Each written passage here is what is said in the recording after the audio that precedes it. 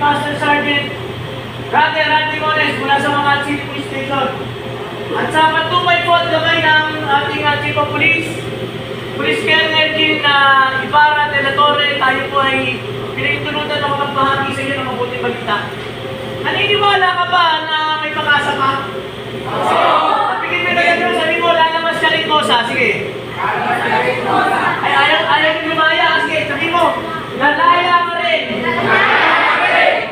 Napigil mo na sa'yo, may pag-asa ka ba? Yan. Sabi mo sa unang Corinto 13:13, tatlo ang nananatili. Ang pag-ibig, ang pag-asa at ang pananampalataya. Ngunit ang pinakadakila sa lahat ay ang pag-ibig. Tatlo daw mananatili: pag-ibig, pag-asa at pananampalataya. Bago tayo magsimula, may una akong kwento. Minsan daw may dalawang palaka na namulong sa balon. Itong palaka na itong talon sila ng talon para makahon. Ang problema, habang tumatalon sila, may nakakita sa kanila isang palaka chismosa. Naka-Guadalupe Nuevo. Itong Guadalupe Nuevo na to, nung nakita niya may palaka nahulog, pupunta doon sa ibang tropa niya. Doon sa Laperal, dito sa Santa Cruz, pinento niya ngayon. Pagpalit nila, 6 na chismosang palaka na. At nakita niya, sabi lang, oo nga, may nahulog, 2 palaka. Pero yung 2 palaka, talon pa rin sila ng talon para makahon. Kaya lang habang tumatagal, maraming palaka sa ibabaw.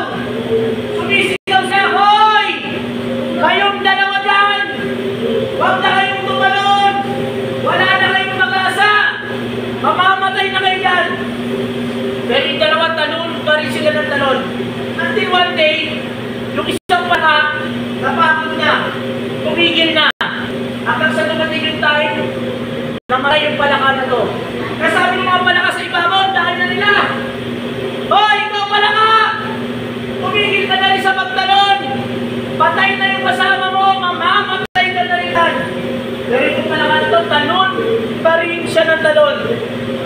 Alam nyo, one day, pagtalon ng palaka na to, nasa ibabaw na siya ng talon. At ang ginawa niya, pinuntahan nila itong mga chismosang palaka. Ginamayan niya isa-isa. Sabi niya, thank you sa inyo. Dahil kung wala kayo, malamang patay na ako dyan. Kaya mo nagtakay mga palaka chismosa. Sabi niya, nung isang araw lang, sinisigawan natin, wala na siyang pag-asa, mamamatay na siya. Pero bakit hindi nagpapasalamat sa atin?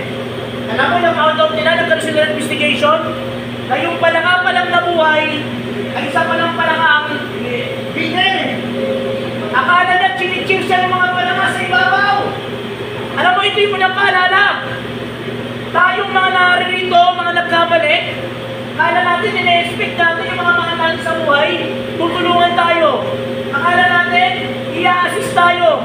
Pero minsan hindi. Sila pa yung sumisigaw, oy! Wala ka ng pag-asa. Mamamatay ka ng adik. Mamamatay ka ng pusher. Wala nang pag-asa yung pamilya mo. Wala ka nang babalikan. Pero sabi ng Panginoon, huwag tayo magsawa sa paggawa ng mabuti. Sapagkat darating yung talang panahon na ikay aani. Huwag ka lang titigil. May pag-asa pa. Amen po ba? Amen! Tignan mo nga yung mukha ng katabi mo kung may pag-asa pa yan. Sige. Napigil mo sabihin mo, may pag-asa pa yung mukha na yan. Pangalawa, pananampalataya. Sabi kapatid, ang pananampalataya ay ang pagtitiwala sa mga bagay na hindi natin nakikita. Maaari na yun, hindi mo nakikita, nalalaya ka pagdating ng time. Malay mo, balang araw yung anak mo, tatay mo, o mahal mo sa buhay na may sakit na hindi ko nagaling. Magtiwala ka lang. Ang Diyos natin ay Diyos ng himala, kagaligan at pilala. Tatlo mananatili, ang pag-ibig, ang pag-asa, at ang pananampalataya. Ngunit ang pinakadakila sa lahat ay ang pag-ibig. Bago ko magtapos, nais ko lang mga ibigat ang isang kwento. Ang buhay daw ng tao ay parang isang copper ball.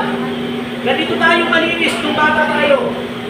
Kaya lang, dahil daw sa isang pagkakamali, dahil sa isang ekes, Dahil sa isang sablay, nasira tayo. Minsan ka namumit ng 20. Nung bata ka, sabi na sa'yo, magnanakaw ka na.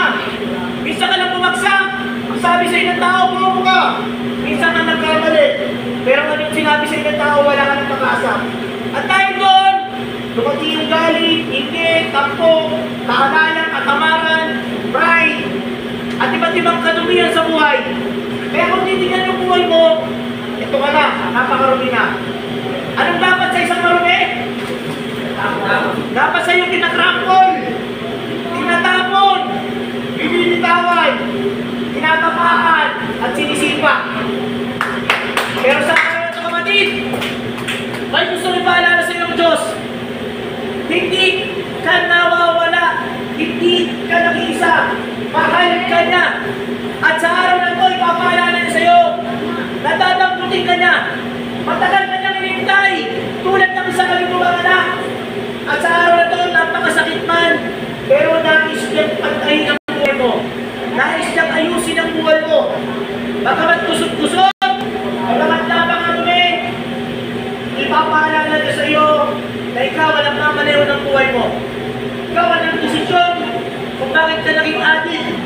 Ikaw ang nagdesisyon kung bakit ka naging gold-upper. Pero kung makikipagpalit ka lang sana doon sa katabi mo na si Jesus para siya magpaneho ng buhay mo, nakakiniyak tayo. Yung pupuntahan mo sa kasiyasiya at kagandahan ng lugar. At sa araw na kapatid, ipapaalala sa iyo ng Diyos na nagsimula ang lahat sa isang tahanan. Sa tahanan sana ng puno ng tahanan, kapunawaan, pero sa tahanan ito, unang mong naramdaman ng sakit. Ang unang mong rejection, ang unang pag-iwan, kapag ikaw ay biktima ng broken family. At sa araw na ito kapatid, ipapaalala sa iyo, sa eskwela ka nagsimula ang lahat. Ang unang mong itim ng sigarilyo, ang unang mong malik, ang unang mong bata, ang unang mong tira ng marijuana. Sa eskwela sana na magtuturo ng magandang asal, pero ang eskwela ka na naligtaan kung bakit ka naririyan. Sumalit sa araw ito kapatid, may gusto rin paalala sa iyo ang Diyos. Sa likod ng mga pagkakamali natin, sa likod ng kahapon natin, ito para ay ilaw ng sanlibutan. Brother Randy, paano kung magiging ilaw ng sanlibutan? Eh napakarumi ko! At dahil kong kwento, at dahil kong gustong baguhin, pero hindi ko mabago. Ganito lang ang gagawin natin. Una-una, kailangan natin tanggapin ang ating mga pagkakamali.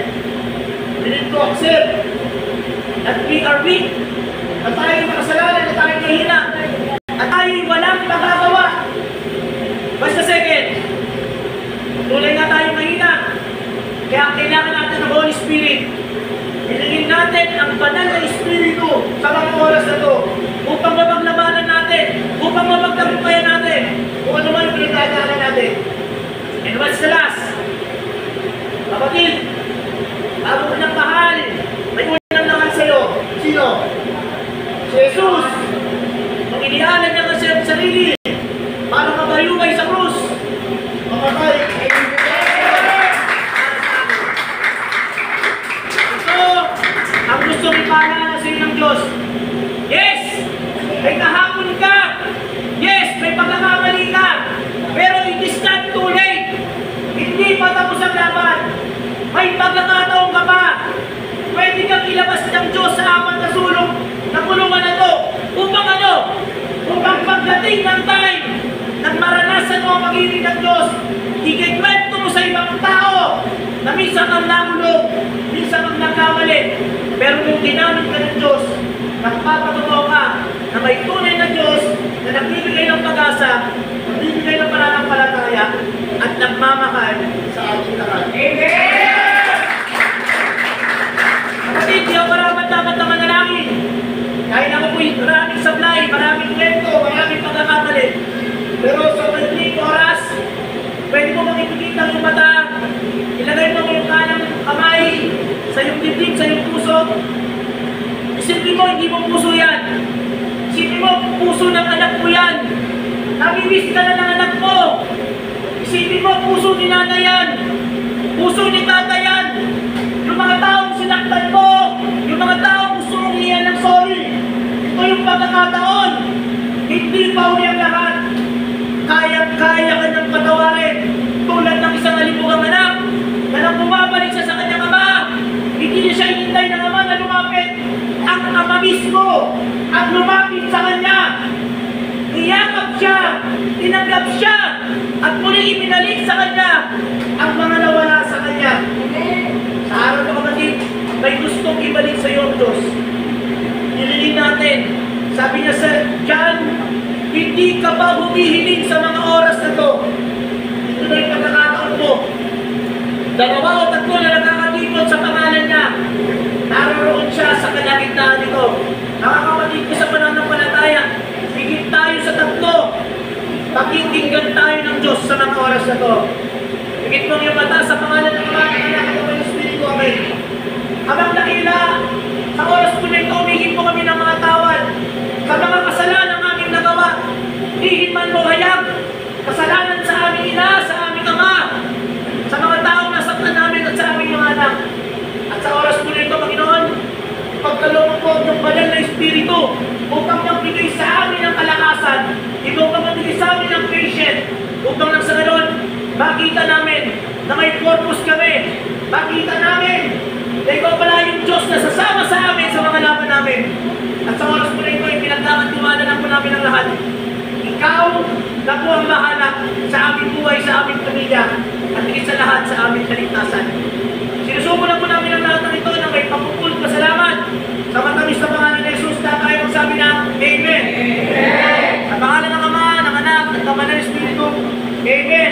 Ganyan kami po sa ating lahat.